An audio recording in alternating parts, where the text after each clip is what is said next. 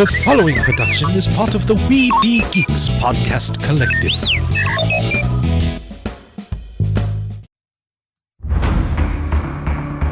From days long ago, from uncharted regions of the universe, comes a legend. The dream that came through a million years, that lived on through all the tears. It came here, the Fandom Nexus. Fabulous secret powers were revealed to our host as he plugged in his microphone. I have a podcast! Here he is, your Spider-Pan, Jeremy.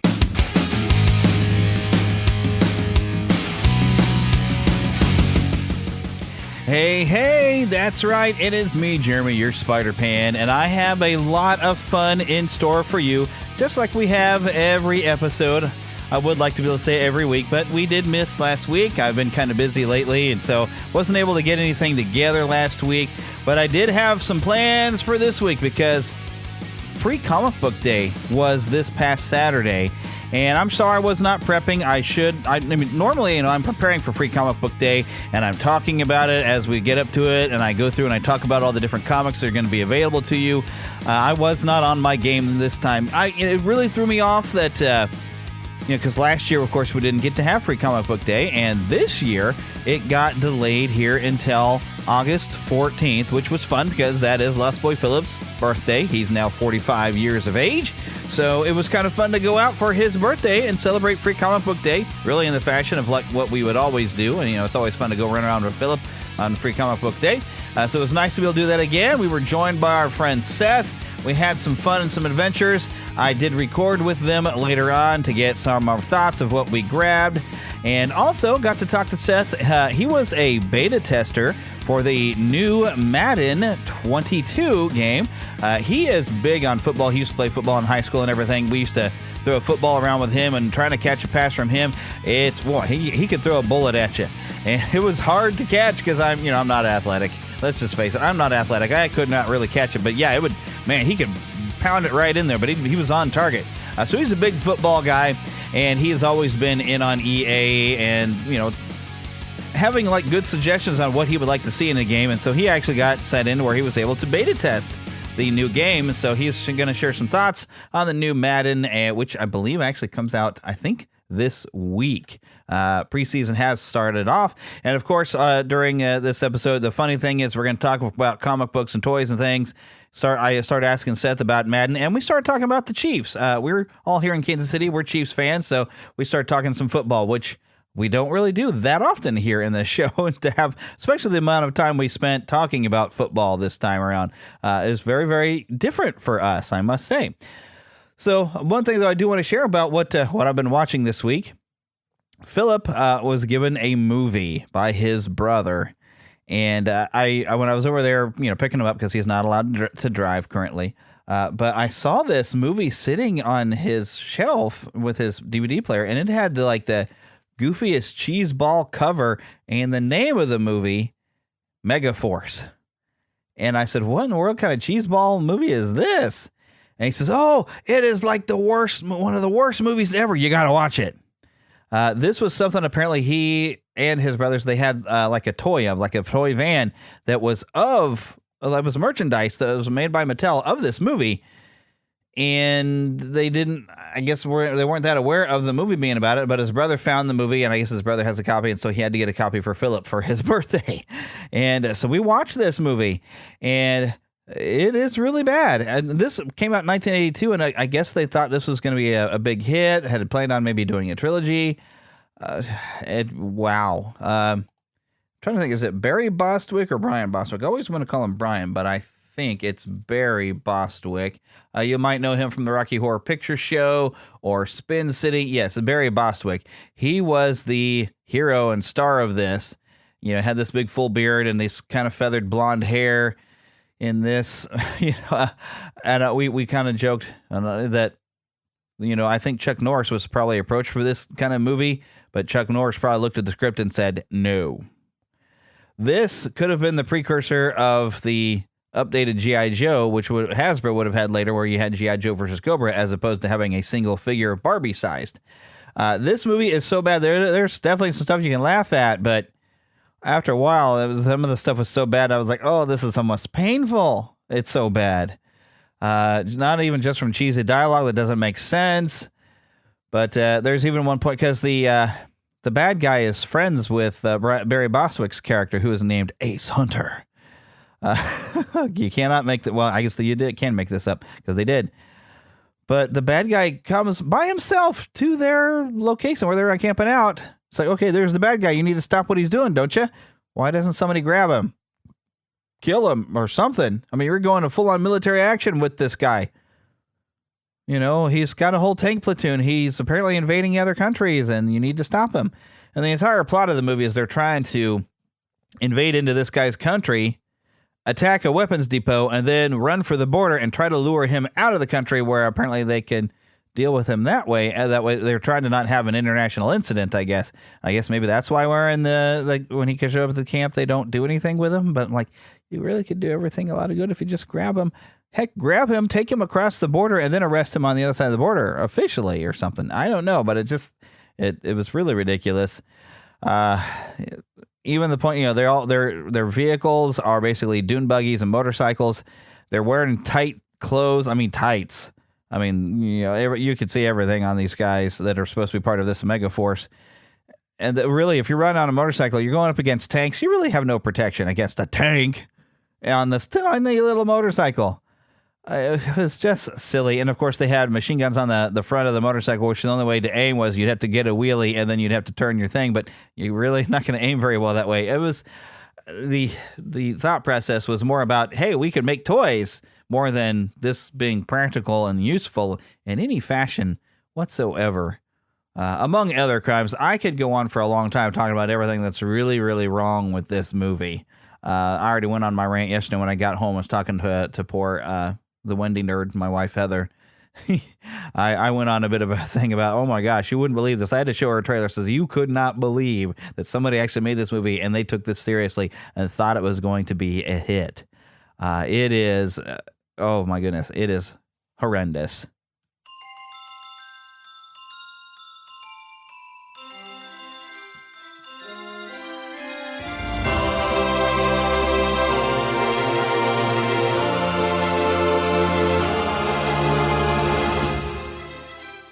Spanning the Disney and geek universe to bring you the best in comics, toys, movies, and entertainment. This is news from around Neverland. Okay, I want to dive into some news. This week, by the way, we will not be visiting the trailer park. I didn't really get anything prepared for that. I don't remember if there was any new trailers that came out this week for anything, but there is some new things coming. There is in 2022 a second season of Star Wars The Bad Batch, which did have its season finale this week. I actually have not gotten a chance to watch it yet, so we weren't able to review it, but we will later review and talk about the first episode of Marvel's What If on Disney+. So yes, Disney Plus will have another series of Bad Batch, which, yeah, not surprising at all, really. Something that is surprising, though, is a Lego Star Wars Halloween special. Lego Star Wars Terrifying Tales coming to Disney Plus October 1st. And I have a description here that says Poe and BB-8 must make an emergency landing on the volcanic planet Mustafar, where they meet the greeting and conniving Graballa the Hutt? I don't know how they're going to pronounce that. Graballa the Hutt, who has purchased Darth Vader's castle and is renovating into the galaxy's first all-inclusive Sith-inspired luxury hotel. While waiting for his X-Wing to be repaired, Poe, BB-8, Graballa, and Dean, a plucky and courageous young boy who works as Graballa's mechanic, venture deep into the mysterious castle with Vader's loyal servant, Vanier. I guess that's how you're saying it. It's got an accent on one of the two E's. Along the way, Vanier, I don't know how they're going to say this, shares 3 creepy stories linked to ancient artifacts and iconic villains from across all eras of Star Wars. As Vanier, or I'm going to say it 3 different ways by now, spins his tales and lures our heroes deeper into the shadowy underbelly of the castle, a sinister plan emerges. With the help of Dean, Poe, and BB-8, we'll have to face their fears, stop an ancient evil from rising, and escape to make it all back to their friends. I don't know how scary this will be. This might be similar to the Toy Story Halloween special, where it has like the first 10 minutes is a little creepy and scary, but it's also too funny. But then it just becomes a typical, feels very much like a Toy Story plot. It's very once you get to a certain point, it's something you would expect from Toy Story characters, and it doesn't feel Halloween-y at all. I forgot what they call that. The Toy Story of Tale of Terror or something like that. It is very enjoyable special. But yeah, so now we're going to have a Disney Plus. We are going to have a Lego Star Wars special. But, of course, I don't think they really have Halloween in the Star Wars galaxy that we know of.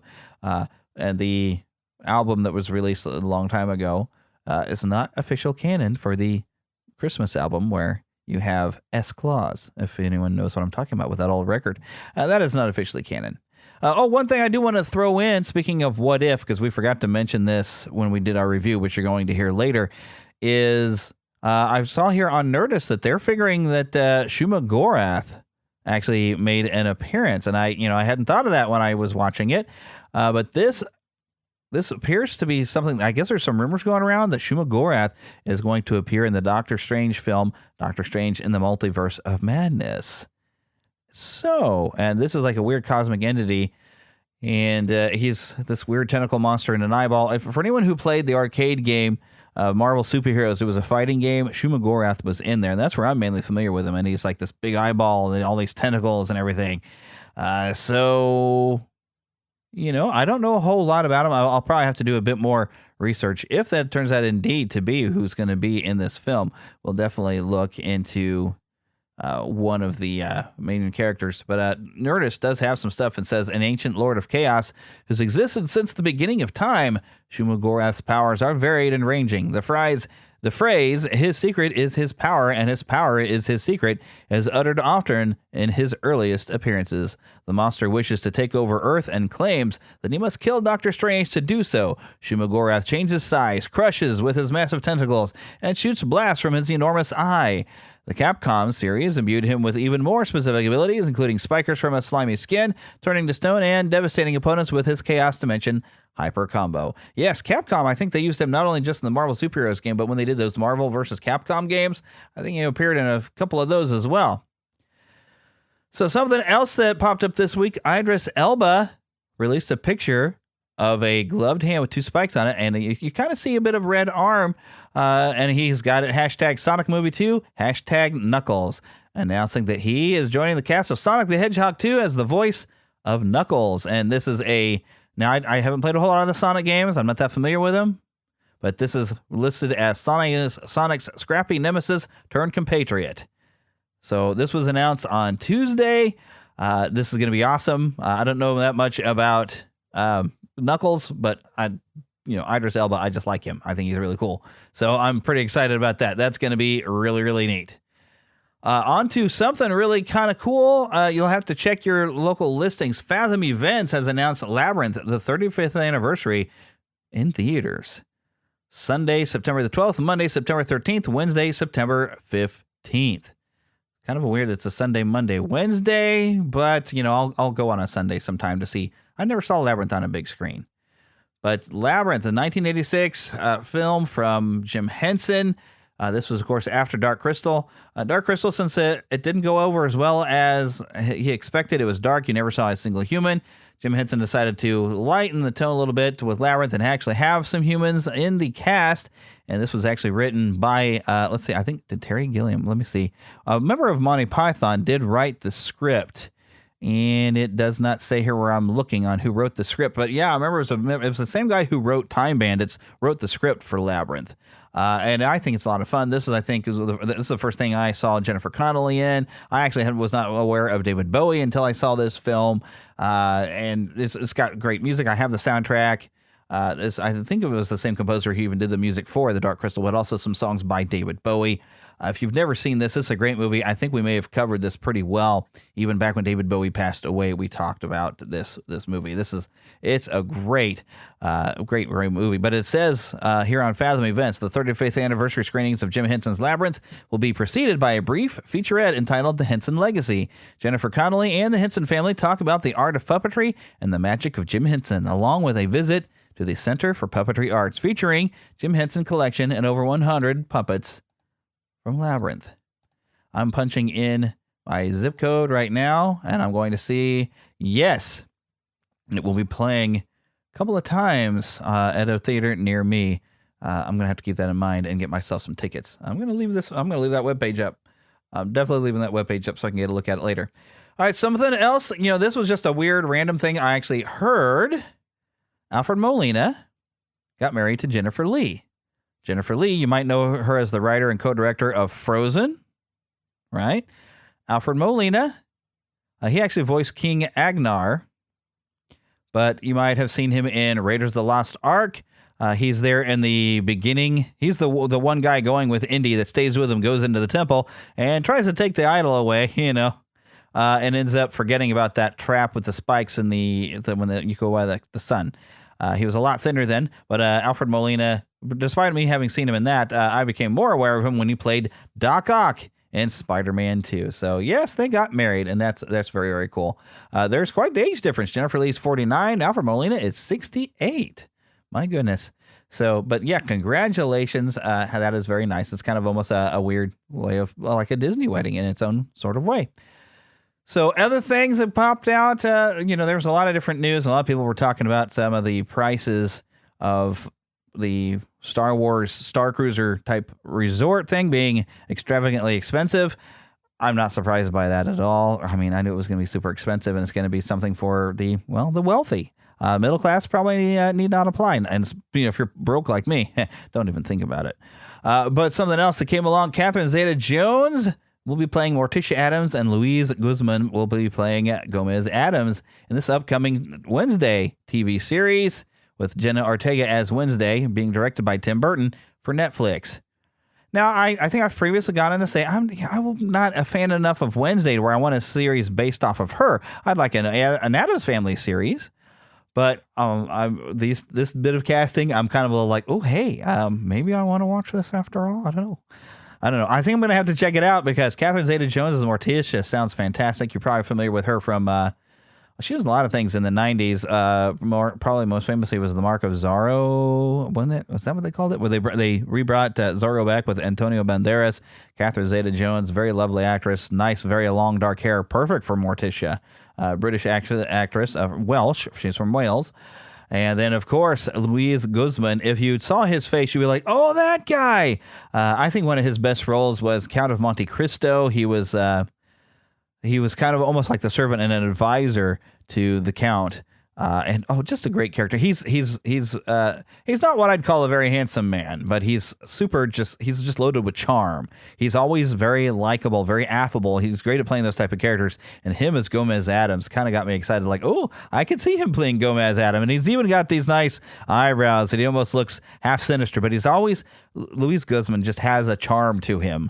But yeah, go look up a picture of him. You're going to be like, oh yeah, I've seen him in a lot of things. He's never been like a big star of anything. He's always been some supporting character, but he's always great in those supporting roles. So, hey, I am quite excited about that. Well, one thing that has come to my attention is there's a Spidey and his amazing friends coming aimed at preschool. And they've put a wall up apparently in Disney's California Adventure. And so see, when I hear Spidey and his amazing friends, I'm expecting Iceman and Firestar. But looking at some of the imagery in this wall, it looks like it is Miles and the Spider-Gwen, which I guess I don't know if they're going to call her the Ghost Spider or what, but it's the Gwen Stacy version. So it's a Disney Junior series, Team Spidey, and they're going, of course, they're going to team up with Hulk and Ms. Marvel and Black Panther, fighting foes like Rhino, Doc Ock, and Green Goblin. And it's, of course, aimed at preschoolers. It's starting August the 6th, which I guess already kicked off. So I have not watched any of this. It's aimed at preschool, so I'm not really the target audience. So I don't know that I'd really be that interested in that. So, but yeah, it's kind of nice, a nice Spidey series. I would, I guess if I want to watch Spider-Man and His Amazing Friends, it is available on Disney Plus, and I will watch the daylights of that. All right, so we've been running around for Free Comic Book Day, hitting a few shops here in the area. We went 3 different places. One place for comics, and then we went some other places just to look at some toys and just having a good time and looking at some stuff here. But I'm here, of course, with Lost Boy Phillip, and then Seth, we haven't given you a Lost Boy name at all, have we? No. We're just going to call you Lost Boy Seth. Okay. All right, so, of course, Free Comic Book Day, there wasn't a lot of places that were participating this year, and it was delayed, and it's actually on Philip's birthday here we got to do this. So, and Philip's trying to plug us in. You probably shouldn't be messing with the power while we're recording. Because like, yeah, that's how what speed do, or how Phil do, or yeah, something like that. All right, so we actually did find, the first shop we went to, we actually had to buy in order to get more than 2 items free. So I ended up having to get, they had some dollar comics. I got a dollar comic and found the Master Universe Revelation. But what'd you find free, Phil? Well, let me look here. I'm looking because I don't remember. Taking all this out of the bag so you don't hear the sound. Okay. I'm a big fan of Archie comics, and so, because I'm a nerd, but I got Archie Past, Present, and Future Fun. And it's embracing like the old school and like the new Riverdale. It's even got from when he was a little bitty guy. Yeah. So it's got every version. The original, because he used to just, for the longest time, before they tried to get all modernized on it, they tried to get, it has basically his original style, mostly that, because that's, we had like 50 years of that, longer than that, really.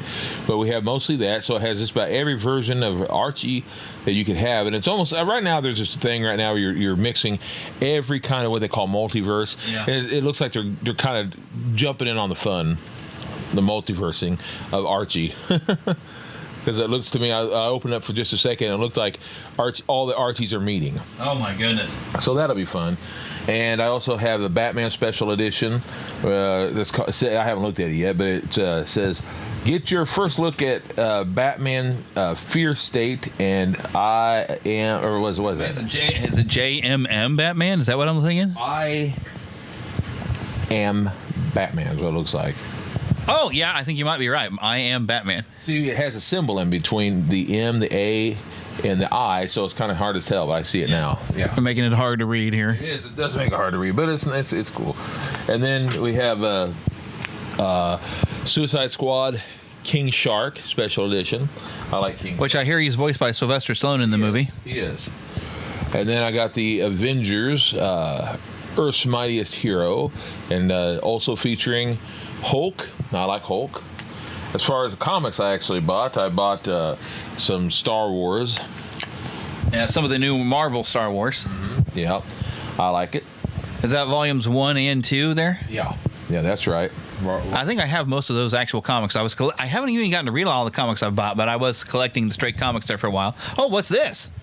This here is the greatest stories ever told of Superman and Batman. This is supposed to be the Alex Ross art, by the way. Yes, that's right. It's the greatest stories ever told, and it's supposed to be the world's finest. Is why I got it, because They're your 2 favorite guys, anyway. That's right.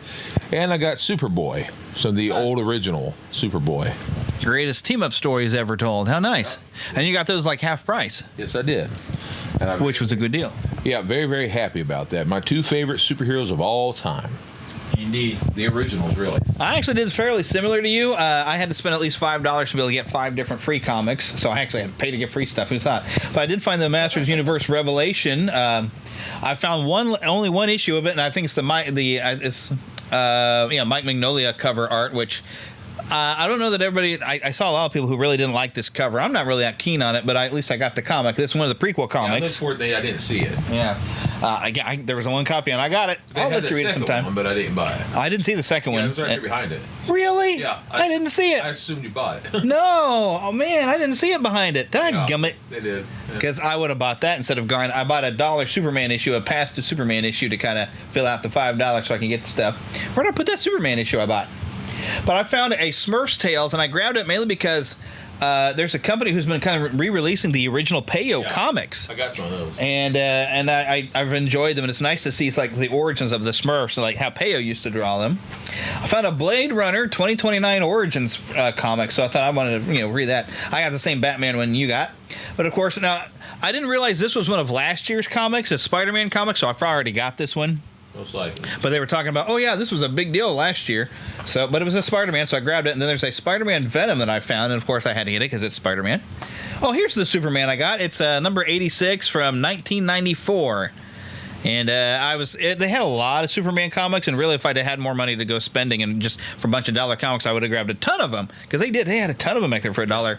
Old ones from the 90s here, and I just thought the cover was kind of cool, so I judged the book by its cover. And I bought it because I was like, well, I want $1, and I was looking for some Spider-Man, but I didn't see any, but I saw a ton of Superman. I'm like, I like Superman too, so I'm gonna get me some Superman. So, but then we hit some toy stores. Oh my goodness! Back in time in Liberty, Missouri. It was kind of off. It was off of 152 and I guess 291. And there's a little shopping center. It's kind of in the back. This was like an antique store of comics. I mean, I brought me all kinds of memories. Looking, they had old Ninja Turtles. I even saw the full $6 Million Man toys. Yep. Saw some of those. Oh my goodness, about everything. Buck Rogers toys. They had the full Eternia play set, selling it for about near $3,000.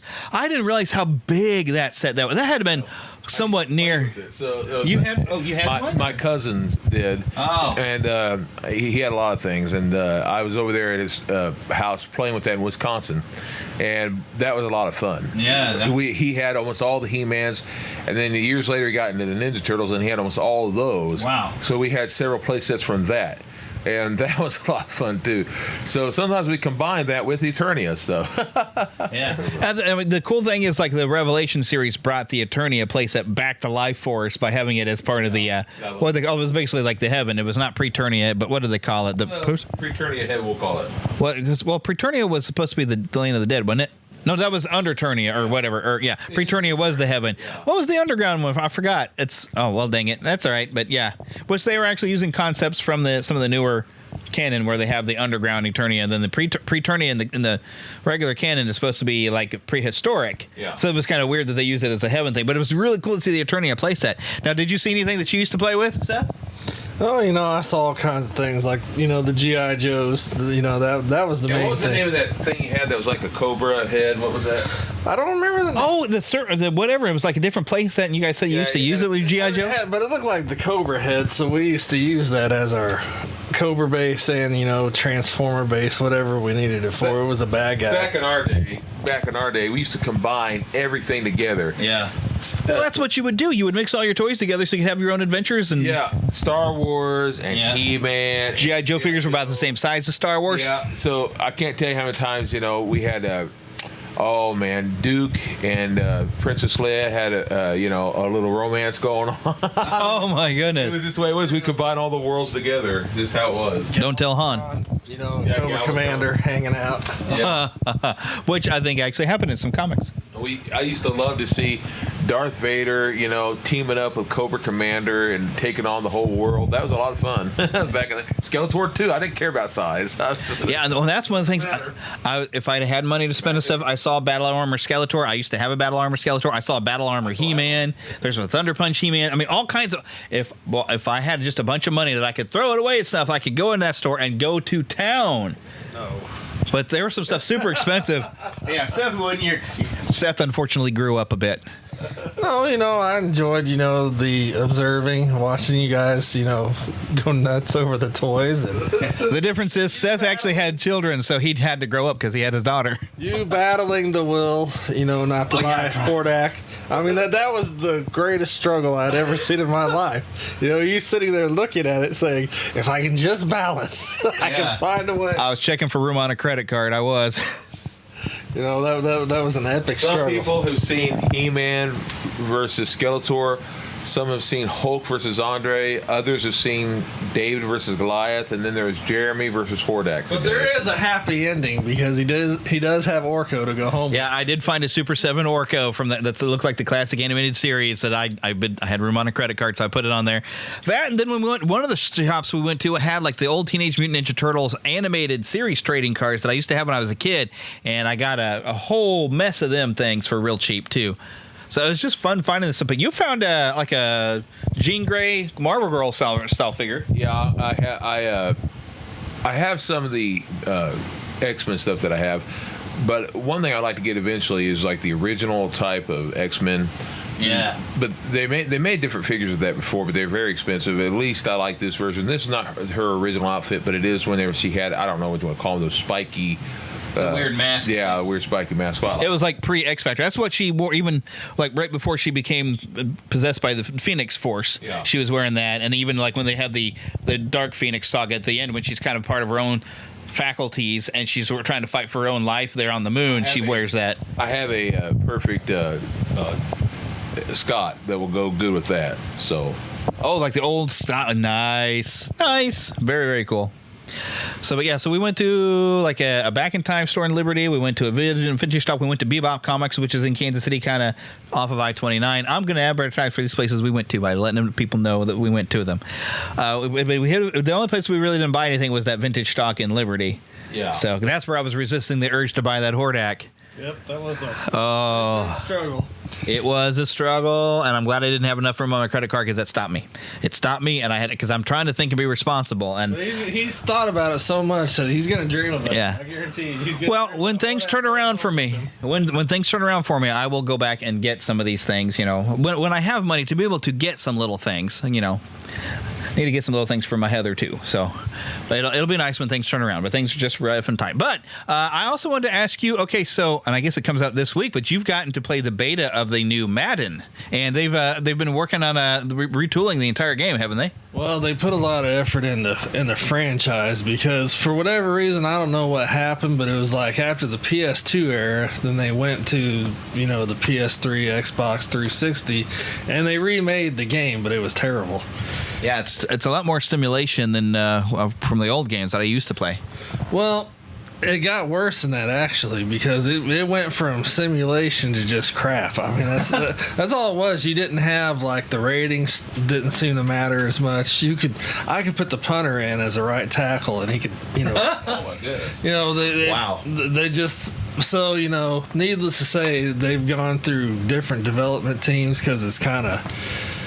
The last really good Madden until this one was probably Madden 12, but they went through different development teams, and finally this year they went back and put some effort into franchise mode, where you can, where it actually seems like you're running your team, and it doesn't just feel like a series of games. Like you have a story that goes along with it. You can see how you build your roster. You can have your coaches and give them different abilities and stuff, or you can be the owner and fire Andy Reid and put yourself in as coach. You wouldn't want to get rid of Big Red, though, would you? No, but in video game, I might want the glory. Sorry, Big Red, you won one Super Bowl, but I can win 10 in a row on Madden. Yeah, that's one of the things that, like, the last one I bought is because Patrick Mahomes was on the cover. So that's at the 20, I believe. Yeah.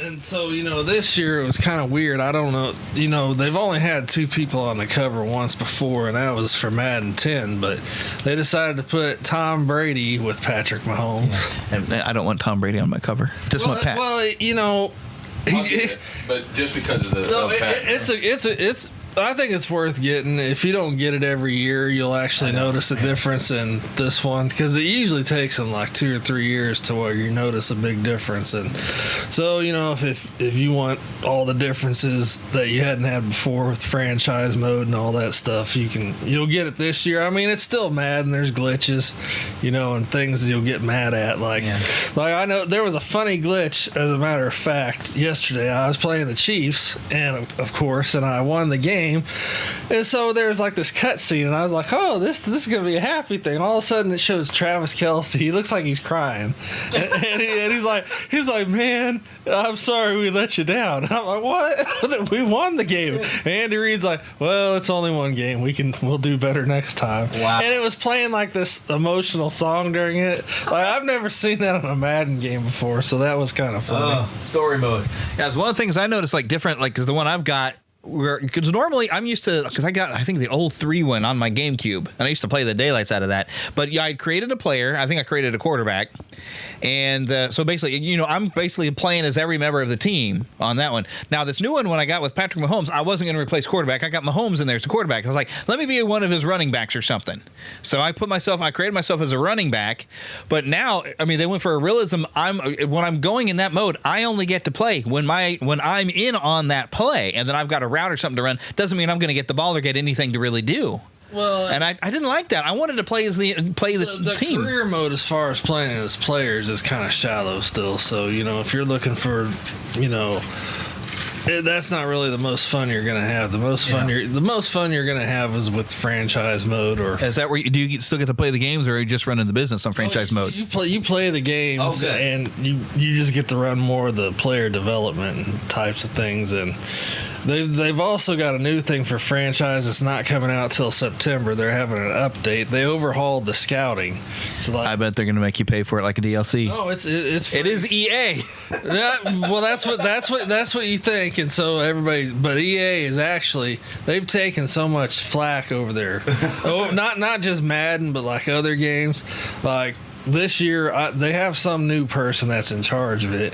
And, they're trying to do the whole thing of, we're going away from all that paid DLC. And for some of that's true. But, you got the new Battlefield game that's coming out. And that's all multiplayer DLC. So they're not telling the truth on that. Yeah.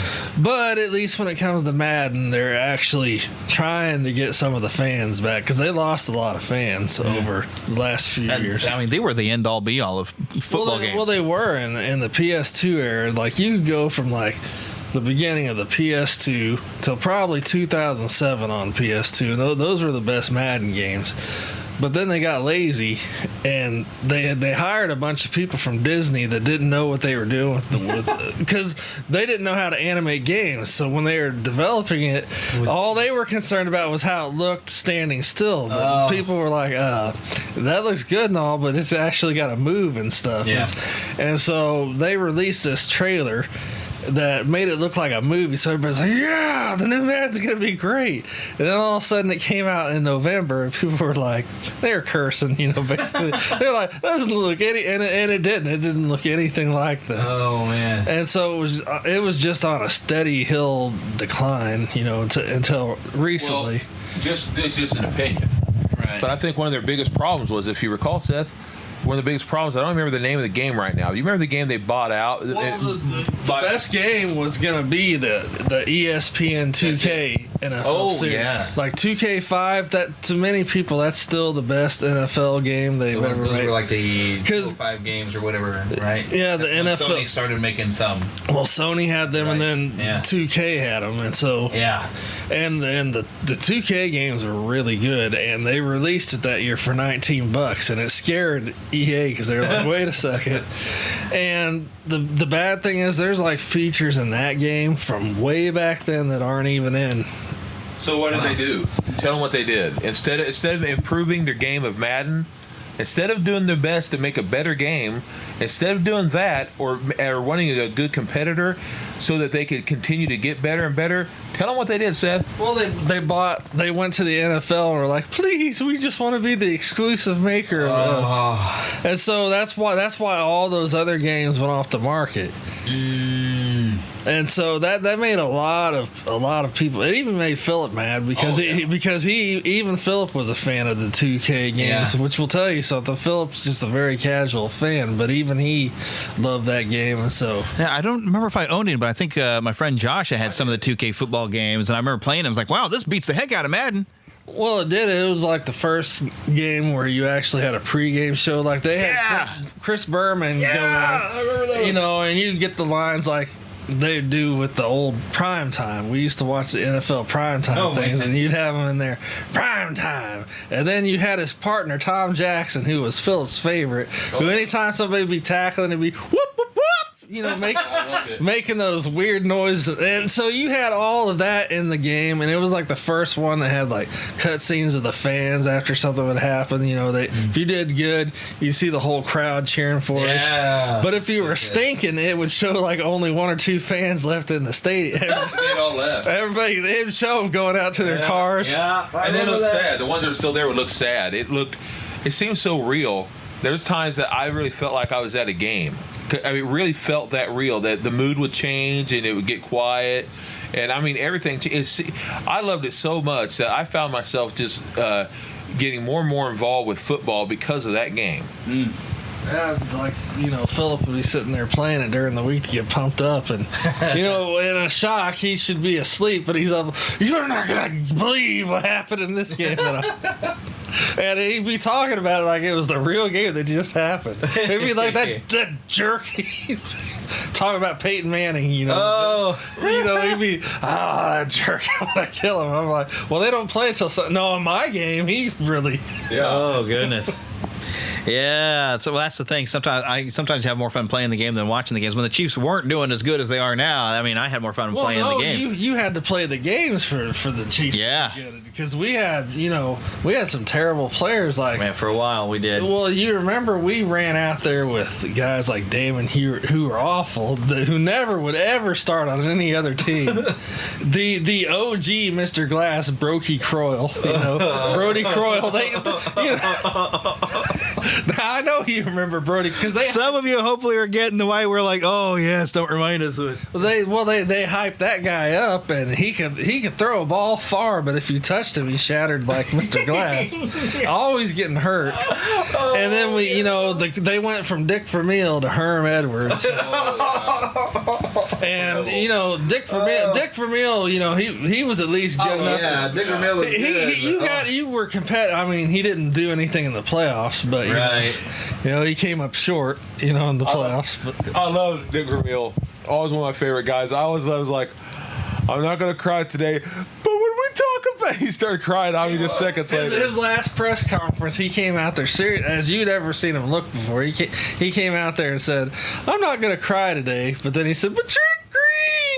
Yeah, and just started. He was famous for crying and stuff, and so we went from him to Herm Edwards. Herm Edwards is a great talker. Yeah, terrible coach, but he'd go out there. They used to call him the sermon from Herman because he would get up there and talk about we're gonna play in the grass, and they would get their rear ends handed to them, and we'd be and we were loyal fans whether they've been good or bad, but it was very rough on us. It was.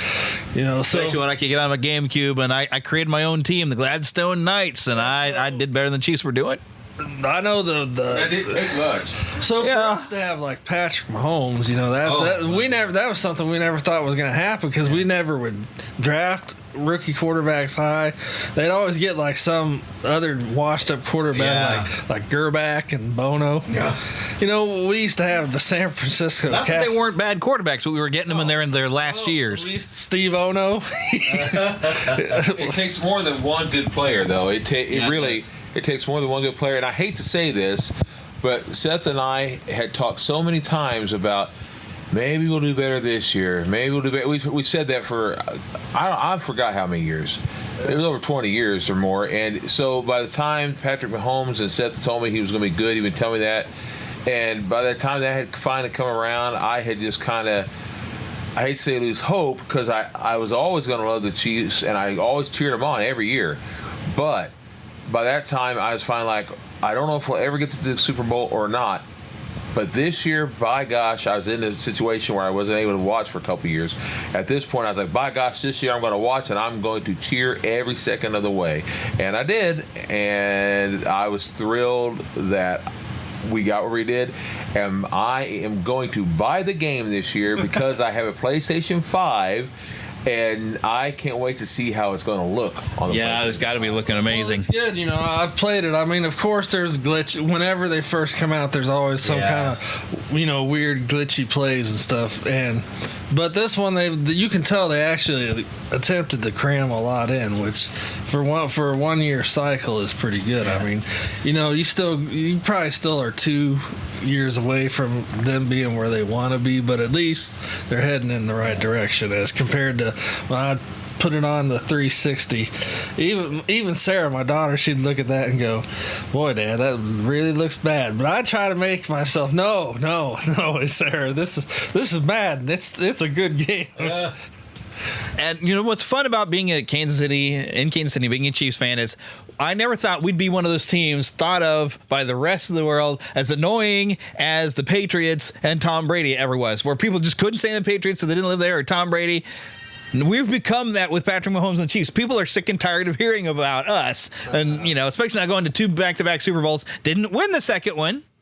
But, being there, we're becoming that annoying team where we're just that darn good and people are sick of us. The great thing is they actually have a general manager who doesn't just sit back and, we'll hope we find some good leftover.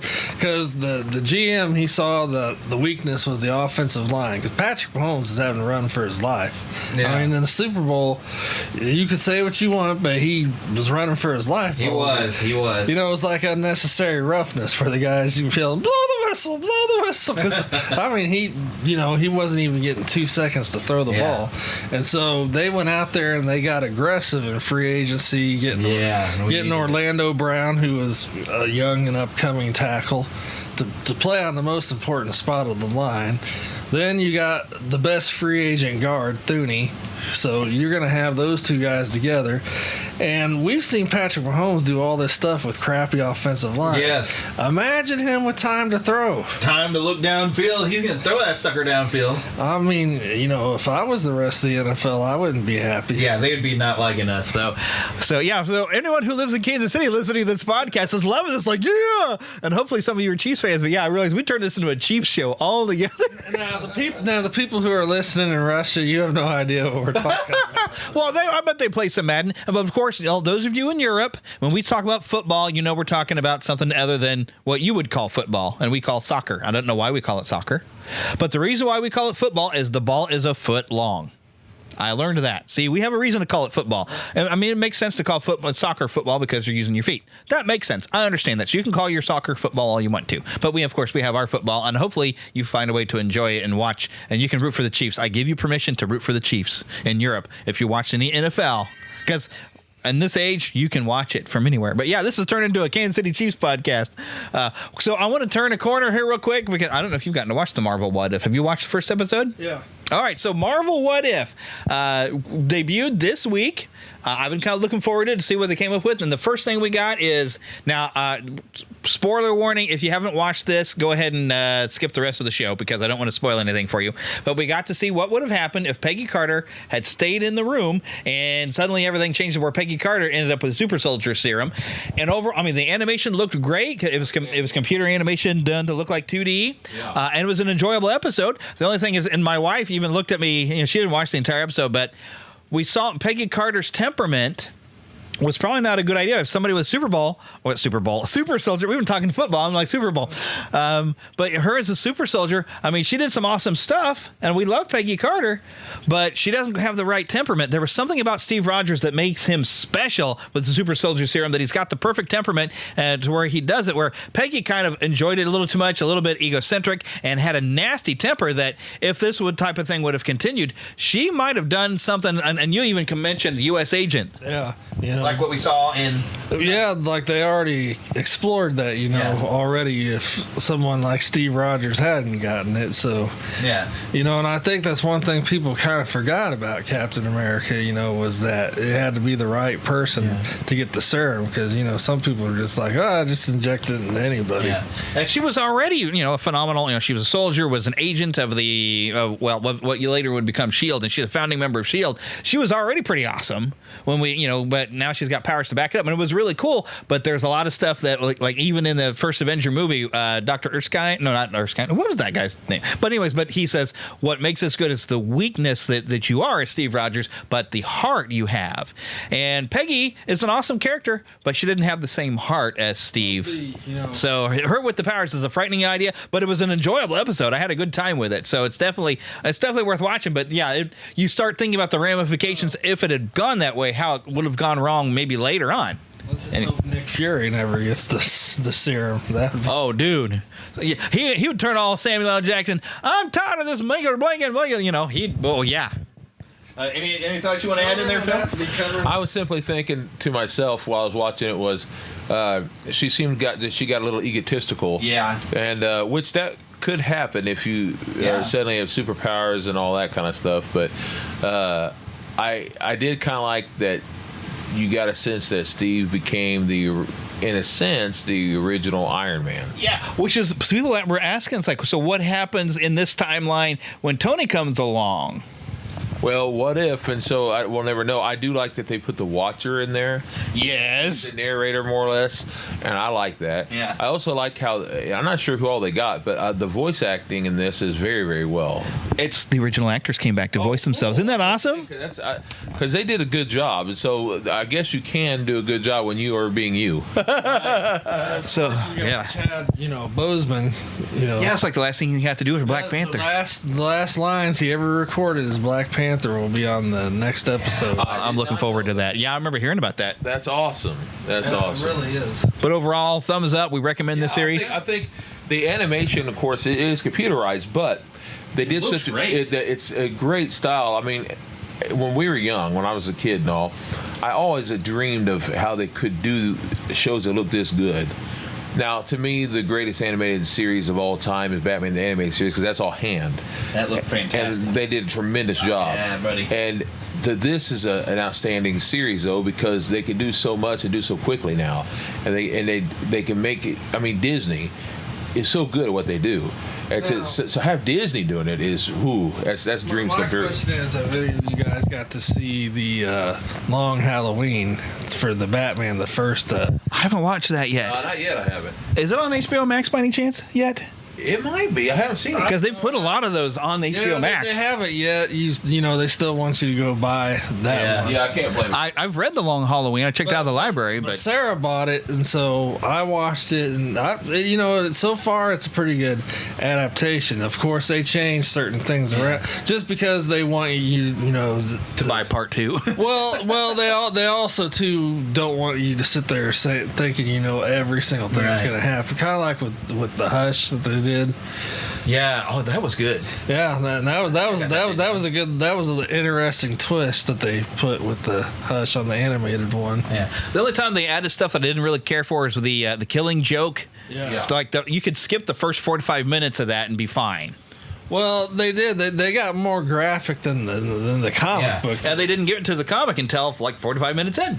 No, but then the stuff that they did, they got more graphic than the comic did. I mean, sitting there. But it's a pretty violent comic, and there is some drawn nudity and bits in the comic. But and then another thing that they did on Hush. On Hush, they decided to change who the villain was, the main villain. Yeah, they changed the focus around a little bit. Surprise you. I'm like, that's stupid. Yeah. It was still enjoyable though. Yeah, it was good, but it's like that's dumb. It is dumb. That's like saying, on the new Star Wars movie, we decided to change who Darth Vader's son really is. Why? Don't say that. They may do it. That's true. They may do it. If they think Philip Kuntz will buy a ticket to it, if they think Philip Kuntz will buy the merchandise, they will. Star Wars multiverse. Well, yeah, exactly. They'll have it. What if Anakin and Philip will first say, "No, I don't want to see it," but what Philip does is he gets very excited. He doesn't always let on, but he'll sit down here and he'll go, "I'm not doing it." I've heard that. I've heard that before. I'm not gonna buy. Next thing you know, Philip's like, "Oh, I couldn't contain myself." One example. Snake.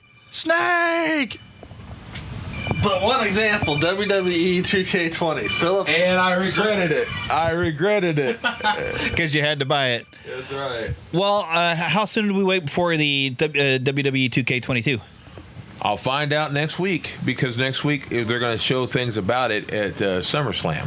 Oh, okay. So that's next week, and I'm looking forward to hearing about it. And because it's an upcoming game, and I figured that'd be something to talk about. We like to talk video games here. AEW has a new game coming out too, Right. and I intend to get both. And it looks a little cartoony in style. It's Jack Specific making that one, right? Yes, and it looks really good. I can't wait to get both. I'm looking forward. Of course, and I'll come play with you. Of course I will. Of course I will. And we will make ourselves. I actually even did find on YouTube, and I can't remember what channel it was, but somebody had been, and they were basically doing commentary over. I think they just let the computer do the wrestling, but they were like, "Oh, look, everybody's a cartoon character," and he was doing it like it was something special. I'm like, dude, that's exactly the way we play in WWE games. We make all these comic book characters, cartoon characters, and stuff like that. I've got my entire show that's based on. Of course, I'm in there too, playing with it, but yeah. But they do it like it's something special and different. So, alrighty, but yeah, so we definitely recommend the What If. Bad Batch, unfortunately, I haven't gotten to watch the rest of it, so I can't say anything of my thoughts on it, but I did enjoy it. But I have a habit with Star Wars shows. I don't quite get through all of them all the time. I still haven't finished watching Rebels. I really should. Yeah. Or even Renegades. I didn't watch but maybe 2 episodes of that. I should probably go watch that sometime too. Was it Renegades? The one that was before, it was supposed to be the in-between, right before the sequel trilogy. They made a series based on that. It's probably on Disney Plus as well. I think it was called Renegades. I forgot. It was neat. It was done to look like hand drawn, and it was pretty cool. But all right, and this was the beginning of the Resistance and stuff. But I think that wraps up everything that I wanted to have on this here. So we're going to put an end to this here, and I will meet you at the close. So this is the part of the show where I remind you about my podcast reviews. My podcast reviews, I do have a link on the front page of neverlandpodcast.com. If you happen to be a podcaster and you want to be able to collect all of your reviews, this is the best way to do it, because reviews fall all over the place, all over the internet, and my podcast reviews will collect them all for you, email them to you, let you have a look, and I've even got a nice little setup to where I was able to put some reviews on the front of my website, that front page, and it should update whenever I have some new reviews coming in. So it's very, very nice service, very, very reasonable in price, lots of different packages available.